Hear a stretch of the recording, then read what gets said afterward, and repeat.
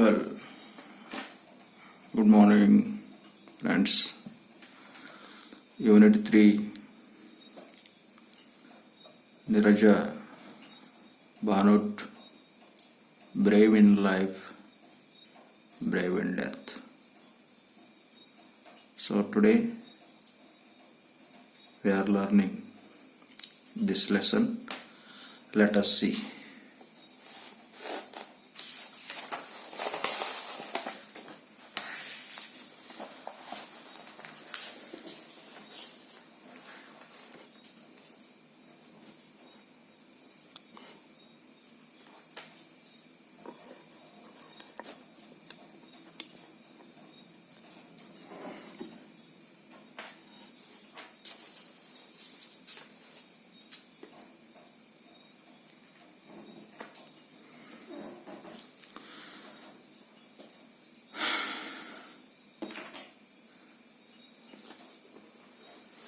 You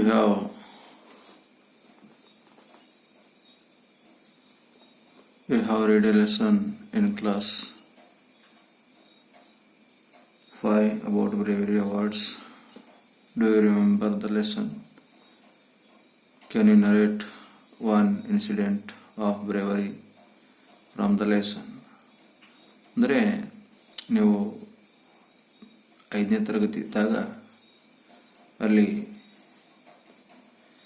bravery award ಬಗ್ಗೆ ಆ ಒಂದು ಲೆಸನ್ ಇತ್ತು, ಅದನ್ನು ನೀವು ಓದಿರ್ತೀರ. ಇಲ್ಲಿ ಕೂಡ ಒಬ್ಬ ಬ್ರೇವ್ ವುಮನ್, ಇವರು ಕೂಡ ತುಂಬ ಹೋರಾಟ ಮಾಡಿ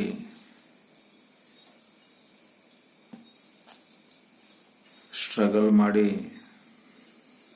ಬಹಳ ಜನರ ಒಂದು ಪ್ರಾಣವನ್ನು ಉಳಿಸಿ ಇವರು ಕೂಡ brave ಅನಿಸಿಕೊಂಡಿದ್ದಾರೆ. Niraja Bhanot, born on September 7, 1963, died on September 5, 1986. Niraja Bhanot ಅವರು ಸೆಪ್ಟೆಂಬರ್ 7, 1963ನಲ್ಲಿ ಹುಟ್ಟಿದರು ಮತ್ತು ಡೈಡ್ ಆನ್ ಅಂದರೆ ತೀರ್ಕೊಂಡ್ರು ಯಾವಾಗ, ಸೆಪ್ಟೆಂಬರ್ 5, 1986ನಲ್ಲಿ. Was a flight attendant for Pan AM airlines based in Mumbai, India. She died while saving passengers from terrorists on September 5, 1986. She went on to become the youngest recipient of India's highest civilian award for bravery, the Ashoka Chakra. ಇವರು ಆ ಒಂದು PAN AM airline ಫ್ಲೈಟಿಂದು ಇವರು attendant ಆಗಿ ಕೆಲಸ ಮಾಡ್ತಿದ್ರು ಆ ಒಂದು ಪ್ಲೇನಲ್ಲಿ. ಆ ಒಂದು ಪ್ಲೇನು ಬೇಸ್ಡ್ ಇನ್ ಮುಂಬೈಗೆ ಸಂಬಂಧಿಸಿದಂಥ ಒಂದು ಪ್ಲೇನ್ ಆಗಿತ್ತು. She died while saving passengers from terrorist on September 5, 1986. ಅವರು ಹೇಗೆ ತೀರ್ಕೊಂಡ್ರು ಅಂದರೆ, ಆ ಒಂದು ಫ್ಲೈಟ್ನಲ್ಲಿರತಕ್ಕಂತಹ ಪ್ಯಾಸೆಂಜರ್ಸ್ಗಳಿಗೆ ರಕ್ಷಣೆ ಮಾಡುವಾಗ ಅವರು ತೀರ್ಕೊಂಡು ಬಿಡ್ತಾರೆ ಸೆಪ್ಟೆಂಬರ್ 5, 1986ನಲ್ಲಿ. She went on to become the youngest recipient of India's highest civilian award for bravery. ಇವರು ಒಬ್ಬ ಯಂಗೆಸ್ಟ್ ಆಗಿರಬೇಕಂತಹ ಹೆಣ್ಮಗಳಾಗಿದ್ದು ಇವರು ಅದು ಹೈಯೆಸ್ಟ್ ಸಿವಿಲಿಯನ್ ಅವಾರ್ಡನ್ನು ಸ್ವೀಕಾರ ಮಾಡ್ತಾರೆ. ಆ ಹೈಯೆಸ್ಟ್ ಸಿವಿಲಿಯನ್ ಅವಾರ್ಡ್ ಯಾವುದಪ್ಪ ಅಂದರೆ ದ ಅಶೋಕ ಚಕ್ರ ಎನ್ನುವಂತಹ ಅವಾರ್ಡು ಅವರಿಗೆ ಸಿಕ್ಕಿರ್ತದೆ. ಯಾಕಂದರೆ ಅಲ್ಲಿ ಫ್ಲೈಟ್ನಲ್ಲಿರತಕ್ಕಂತಹ ಕೆಲವು ಪ್ಯಾಸೆಂಜರ್ಸ್ಗಳ ಪ್ರಾಣವನ್ನು ಇವರು ಕಾಪಾಡಿದವರಾಗಿರ್ತಾರೆ.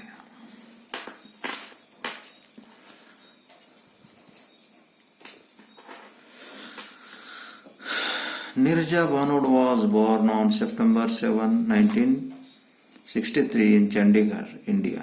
She was the daughter of Rama Banot and Harish Banot.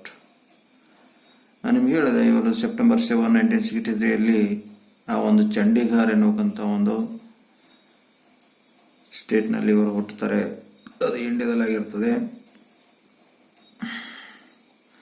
ಇವರು ತಂದೆ ತಾಯಿ ಇಲ್ಲಿ ರಮಾ ಬಾನೋಟ್ ಅಂತ ಇವರ ತಾಯಿ ಇರ್ತಾರೆ, ಮತ್ತು ಹರೀಶ್ ಬಾನೋಟ್ ಅಂತ ಇವರು ತಂದೆಯಾಗಿರ್ತಾರೆ.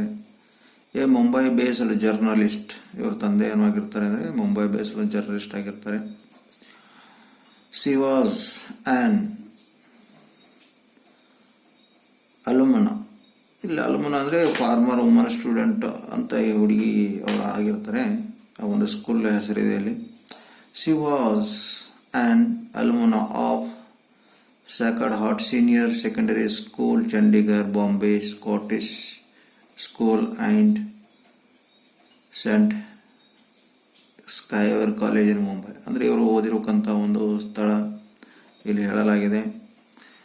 ಅವರು ಸ್ಯಾಕ್ರೆಡ್ ಹಾರ್ಟ್ ಸೀನಿಯರ್ ಸೆಕೆಂಡರಿ ಸ್ಕೂಲ್ನಲ್ಲಿ ಅವರು ವಿದ್ಯಾಭ್ಯಾಸ ಮುಗಿದು ಆಮೇಲೆ ಆ ಒಂದು ಚಂಡೀಗಢನ ಬಾಂಬೆ ಸ್ಕಾಟಿಷ್ ಸ್ಕೂಲ್ ಆಗಿತ್ತು. ಮತ್ತು ಅವರ ಕಾಲೇಜು ಸೆಂಟ್ ಸ್ಕೈವೇರ್ ಕಾಲೇಜ್ ಮುಂಬೈ ಆಗಿತ್ತು.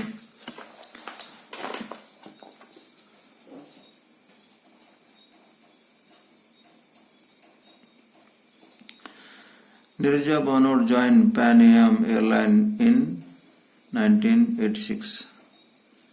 ಅವರ ಒಂದು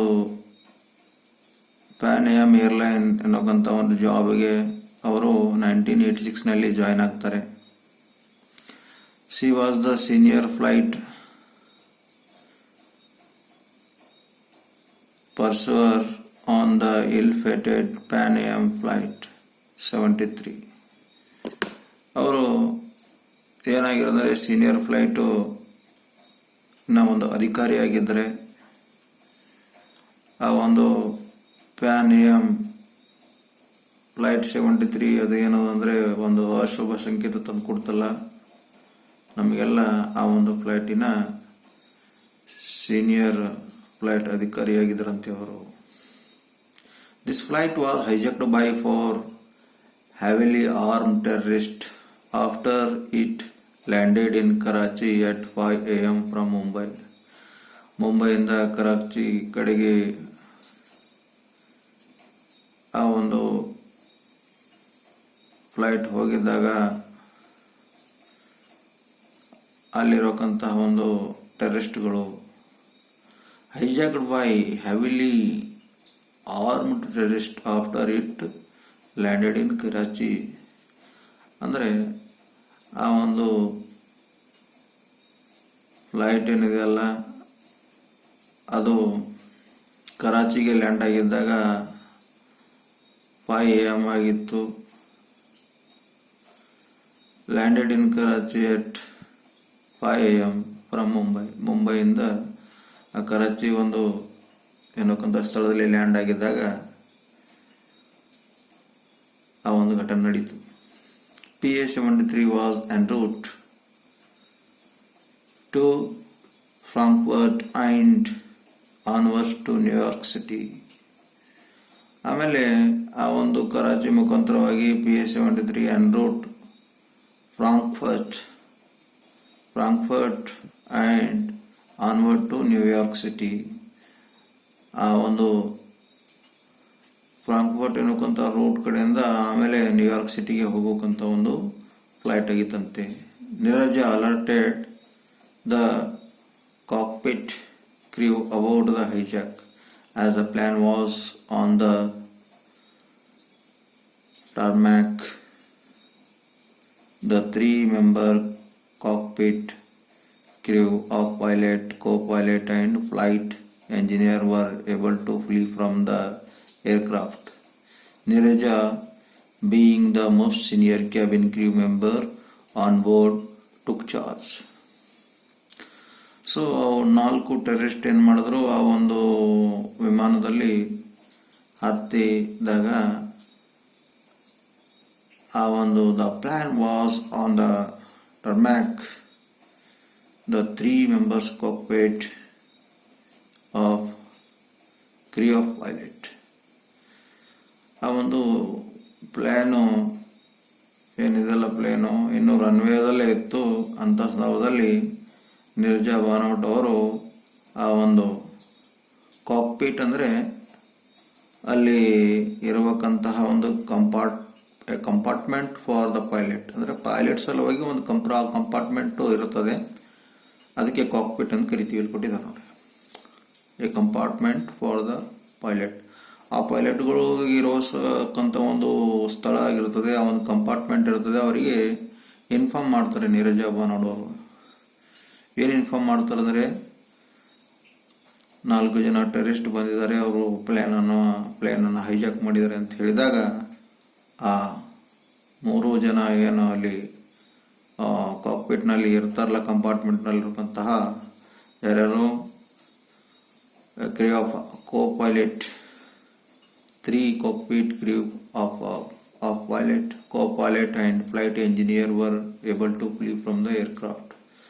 ಆ ಒಂದು ಏರ್ಕ್ರಾಫ್ಟ್ನಿಂದ 3 ಜನ ಅಲ್ಲಿ ಕಾಕ್ಪಿಟ್ ಕ್ರೂ ಆಫ್ ಪೈಲಟು ಮತ್ತು ಕೋ-ಪೈಲಟು ಮತ್ತು ಫ್ಲೈಟ್ ಇಂಜಿನಿಯರು 3 ಅಲ್ಲಿಂದ ತಪ್ಪಿಸ್ಕೊಂಡು ಓಡೋಗ್ಬಿಡ್ತಾರೆ ಆ ಒಂದು ರನ್ವೇಯಲ್ಲಿರ್ಬೇಕಂತ ಒಂದು ಇದರ್ಲಿಂದ, ಆ ಒಂದು ಫ್ಲೈಟ್ನಿಂದ.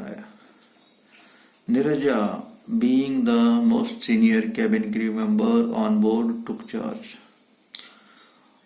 ನಿರ್ಜಾ ಬಾನೋಟ್ ಮೋಸ್ಟ್ ಸೀನಿಯರ್ ಇರಕ್ಕಂಥ ಕ್ರೂ ಮೆಂಬರ್ ಆಗಿದ್ದರು, ಹೀಗಾಗಿ ಅವರೇ ಆ ಒಂದು ಚಾರ್ಜನ್ನು ತೆಗೆದುಕೊಳ್ತಾರೆ. ಏನಾಗ್ತದೆ ನೋಡಿ ಮುಂದೆ. The hijackers immediately shot dead a passenger who identified himself to the terrorist as an American. ಆ ಟೆರರಿಸ್ಟ್ಗಳು ಹೈಜಾಕ್ ಮಾಡಿದ ತಕ್ಷಣ ಇಮಿಡಿಯೇಟಾಗಿ ಒಬ್ಬ ಪ್ಯಾಸೆಂಜರ್ನ ಹೊಡೆದು ಬಿಡ್ತಾರೆ. ಅವ್ನು ನೋಡ್ತಾರೆ, ಒಂದು ಐಡೆಂಟಿ ಕಾರ್ಡ್ ಚೆಕ್ ಮಾಡ್ತಾರೆ. ಚೆಕ್ ಮಾಡಿದಾಗ ಅವನು ಅಮೆರಿಕದವನದನ ಅಂತ ಹೇಳಿದಾಗ ಅವನಿಗೆ ಹೊಡೆದು ಬಿಡ್ತಾರೆ ಟೆರರಿಸ್ಟ್ಗಳು. The terrorist wanted to identify the Americans, so they instructed Nirja to collect the passport of all the passengers. Nirja and the other attendant under her charge hid the passports of the 14 Americans on board. ಈ ಟೆರರಿಸ್ಟ್ಗಳು ಏನು ಮಾಡ್ತಿದ್ರು ಅಂದರೆ ಅಮೆರಿಕನ್ಸ್ಗಳನ್ನ ಹೊಡಿತಾ ಇದ್ದರು. ಮತ್ತು ಟೆರರಿಸ್ಟ್ಗಳು ಏನು ಹೇಳಿದ್ರು ಅಂದರೆ ಅವರು terrorist wanted to identify the ಅಮೆರಿಕನ್ಸರಿಗೆ ಹುಡುಕ್ತಿದ್ರು, ಅಮೆರಿಕನ್ಸ್ನವ್ರನ್ನ ಹೊಡಿಬೇಕಂತ ಅವರು ಬಂದಿದ್ರಂತೆ. So they instructed to Neerja to collect the passport of all the passengers. ಹೀಗಾಗಿ ಆ ಟೆರರಿಸ್ಟ್ಗಳು ಏನು ಮಾಡಿದರು, ನಿರ್ಜಾ ಬಾನೋಟ್ ಅವರಿಗೆ ಹೇಳಿದರು, ಎಲ್ಲ ಪ್ಯಾಸೆಂಜರ್ಸ್ಗಳ ಒಂದು ಐಡೆಂಟಿ ಕಾರ್ಡನ್ನು ನೀನು ಕಲೆಕ್ಟ್ ಮಾಡಿ ನಮಗೆ ಕೊಡಬೇಕು ಅಂತ ನಿರ್ಜಾಗೆ ಹೇಳಿದರು. ನಿರ್ಜಾ ಏನು ಮಾಡಿದ್ರು, ಅವ್ರ ಜೊತೆ ಇನ್ನೊಬ್ಬರು ಅಟೆಂಡೆಂಟ್ ಆಗಿರ್ತಾರೆ, ಅವ್ರ ಕೈಯಲ್ಲಿ ಕೆಲಸ ಮಾಡೋರು, ಆ ಪಾಸ್ಪೋರ್ಟ್ ಎಲ್ಲ ಕಲೆಕ್ಟ್ ಮಾಡಿದ್ರು. Head passports of 40 Americans on board. ಆಗ ನಿರ್ಜಾ ಬಾನೋಟು ತುಂಬ ಬುದ್ಧಿವಂತರಾಗಿದ್ದರು. ಈಗ ಅಮೆರಿಕನ್ಸ್ ಅವರಿಗೆ ಹೊಡಿತಾರೆ ಅಂದಾಗ ಅದು ಗೊತ್ತಾದ್ಮೇಲೆ 40 ಅಮೆರಿಕನ್ಸ್ ಅವರ ಪಾಸ್ಪೋರ್ಟನ್ನು ಮುಚ್ಚಿಟ್ಟಿದ್ರಂತೆ. After 17 hours, the hijackers opened fire and set off explosives. Nirja opened the emergency door and helped a number of passengers to escape. She did not herself escape. She died while shielding 3 children from a hail of bullets. Nirja was recognized internationally as the heroine of the hijack. She is the youngest recipient of the Ashoka Chakra, India's highest civilian award for bravery. So ಇಲ್ಲಿ ಏನಾಗ್ತು ಅಂದರೆ, ಆ ವಿಮಾನವನ್ನು hijack ಮಾಡಿದ ತಕ್ಷಣ 70 hours ಕಳೆದೋದು. ಅವಾಗ ಆ ಹೈಜಾಕರ್ಸ್ ಏನು ಮಾಡಿದ್ರು ಅಂದರೆ open fire and shut of explosives. ಅಂದರೆ ಅವ್ರೇನು ಮಾಡಿದ್ರು, ಓಪನ್ ಫೈರ್ ಆ್ಯಂಡ್ ಬೆಂಕಿಯನ್ನು ಹಚ್ಚಿ ಅದಕ್ಕೆ ಏನು ಮಾಡಿದರು, ಬಾಂಬ್ನಿಂದ ಸ್ಫೋಟ ಮಾಡಬೇಕು ಅಂತ ಪ್ಲ್ಯಾನ್ ಹಾಕಿದ್ರು. Neerja opened emergency door and helped a number of passengers to escape. Neerja ಏನು ಮಾಡಿದ್ರು, ಆವಾಗ ಎಮರ್ಜೆನ್ಸಿ ಡೋರ್ ಅಂತ ಇರ್ತದೆ ಫ್ಲೈಟಿಗೆ ಇರ್ತದೆ, ಇವನ್ ಬಸ್ಗಳಿಗೂ ಕೂಡ ಇರ್ತದೆ. ನೋಡಿದ್ರಲ್ಲಿ ನೀವೆಲ್ಲ ಬಸ್ಸಲ್ಲಿ ಕುಳಿತಿಲ್ಲ, ನೀವು ಜರ್ನಿ ಮಾಡಿರ್ತೀರಿ, ಭವಿಷ್ಯ ನೀವು ಫ್ಲೈಟ್ನಾಗ ಕುಳಿತು ಜರ್ನಿ ಮಾಡಿರ್ಲಿಕ್ಕಿಲ್ಲ. ಸೊ ಕೆಲವರು ಮಾಡಿರ್ಬೋದು, no problem.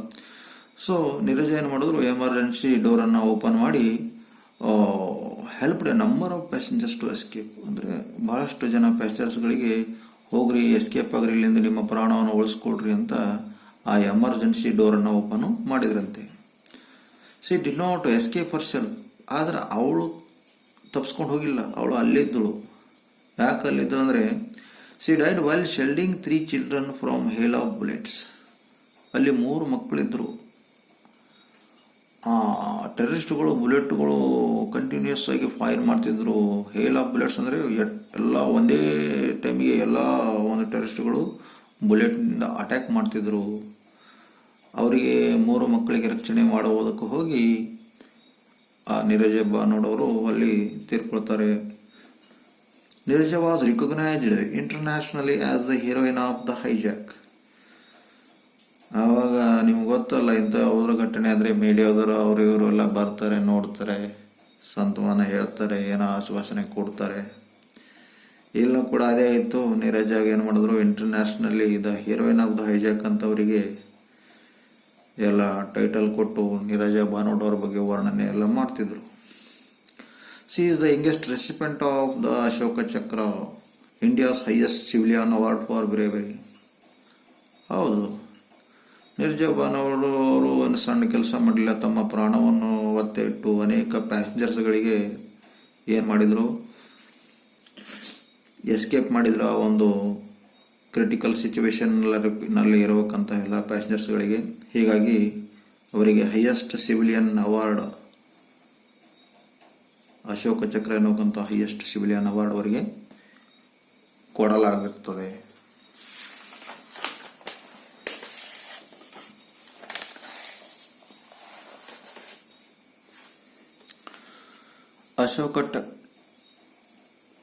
Ashoka Chakra citation. Her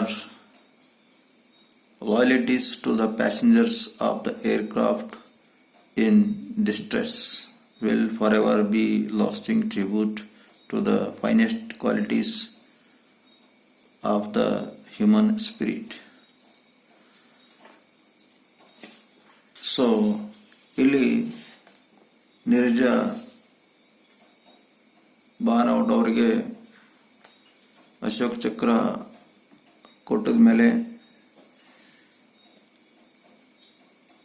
ಮತ್ತು ಅವರು ನಿಷ್ಠೆಯಿಂದ ಆ ಒಂದು ಪ್ಯಾಸೆಂಜರ್ಸ್ಗಳ ಪ್ರಾಣವನ್ನು ಉಳಿಸ್ತಾರೆ.